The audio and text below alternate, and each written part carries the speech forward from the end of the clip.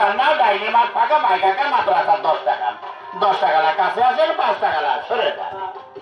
017 না আমার ভাই যাই সাইডে যা কই জানি টাকা যদি বড় টাকা হয় কিনা নিয়ে যান ধরে যায় সাইডে খান আসার আছে কামলার মধ্যে চলে যাবে রাস্তার মধ্যে তুমি চলে গেলে বাড়ির মধ্যে ওরে আমার বুঝি তোমার হয়তো আমি করি